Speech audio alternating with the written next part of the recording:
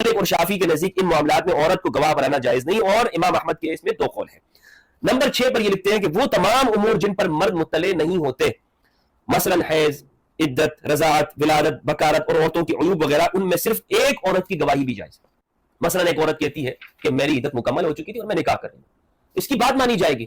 اب درمیان میں کوئی شخص کھڑا ہو کر وہ کہتا ہے نہیں بھائی اس کی بات تو نہیں مانی جائے گی، نہیں جناب یہ عدت کے دوران میں ہوا ہے، اس کا کوئی اعتبار نہیں ہے، اس کا کوئی اعتبار بھی نہیں ہے۔ صفحہ نمبر 282 پر لکھا ہے کہ وہ امور جن میں صرف عورت کی گواہی معتبر ہے، اس کو اگر آپ پڑھیں گے تو روایت بھی اس میں لکھی، بخاری کی روایت، عقبہ بن حارث رضی اللہ تعالیٰ عنہ وہ کہتے ہیں کہ ایک عورت سے انہوں نے شادی کی، جب شادی ہوئی تو ایک لونڈی درمیان میں آ گئی اور اس نے یہ بات کہی کہ تم دونوں کا نکاح تو نہیں ہو سکتا۔ تو انہوں نے کہا کیوں نہیں ہو سکتا؟ تو اس عورت نے کہا کہ تم دونوں کو میں نے اپنی چھاتی سے دودھ پلایا تو تم دونوں میرے بچے ہو گئے، تو لہٰذا تم بھائی بہن ہو گئے، اس لیے تم آپس میں تمہارا نکاح نہیں ہو سکتا۔ یہ بات جب رسول اللہ صلی اللہ علیہ وآلہ وسلم کے پاس پہنچی تو آپ نے فرمایا کہ انہوں نے عرض کیا یا رسول اللہ یہ عورت ایسے کہہ رہی ہے، جھوٹ بول رہی ہے۔ تو حضور نے فرمایا کہ آپ نے فرمایا تم اس عورت کو اب نکاح میں کس طرح رکھ سکتے ہو جبکہ یہ گواہی آ چکی ہے، لہٰذا اس عورت کو طلاق دے دو۔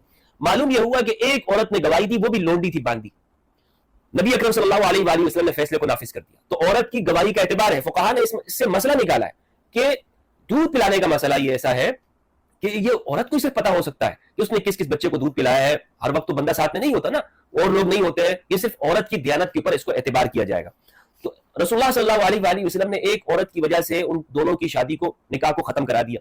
تو اب جو عدت کا معاملہ ہے، ایک خاتون یہ کہتی ہے کہ میری عدت پوری ہو چکی ہے، مجھے بتائیں کون ہے اس شخص کہنے والا کہ اس کی عدت پوری نہیں، کون ہے؟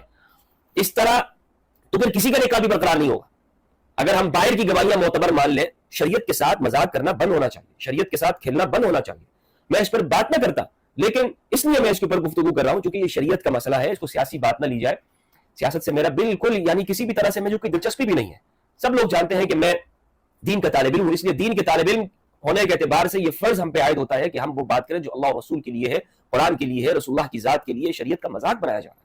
جج صاحب سے میری گزارش ہے کہ شریعت کے تناظر میں اس فیصلے کو دیکھیں کہ عورت کی گواہی، جو عورت وہ کہہ رہی ہے اور وہاں پر دوسرے گواہ بھی موجود ہوں گے اور ہے وہاں پر، اس عورت کی گواہی کو ماننا چاہیے کہ وہ یہ کہہ رہی ہے کہ میری عدت مکمل ہو چکی ہے، یہ عدت میں نکاح نہیں۔ اور اگر یہ عدت میں بھی ہے تو اس کے اوپر کوئی سزا شریعت نے مقرر نہیں کی، کوئی سزا اس کے اوپر مقرر نہیں ہے۔ زیادہ سے زیادہ یہ ہے کہ نکاح کو فسخ کر دینا، زیادہ سے زیادہ وہ بھی تب ہے کہ جب یہ ثابت ہو جائے۔ کوئی سزا اس کے اوپر نہیں ہے کہ مطالبات ہو رہے ہیں کہ جناب اس کے اوپر زنا کی الیاذ باللہ سزا لگ جائے، اس کے اوپر دوسرے سزا ہو جائے، کوئی سزا اس کے اوپر نہیں ہے۔ اب سیاست میں ہر چیز دیکھیں، ہر چیز جب ہم سیاست میں لیتے ہیں، ہم ایسی قوم ہے کہیں ہمارا بنی اسرائیل والا حال نہ ہو جائے۔ ہم نے دین کو، شریعت کو مذاق بنا کے رکھ دیا ہے۔ ہم اپنی سیاست کے اندر شریعت کیوں لے کر آتے ہیں؟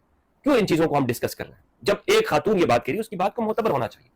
تو شریعت کے تناظر میں، قرآن مجید کے تناظر میں، فقہا کے اقوال کے تناظر میں میں نے اس مسئلے کو آپ کے سامنے رکھ دیا، اور اللہ سبحانہ و تعالیٰ کے لیے گواہی دینی چاہیے۔ السلام علیکم ورحمۃ اللہ وبرکاتہ۔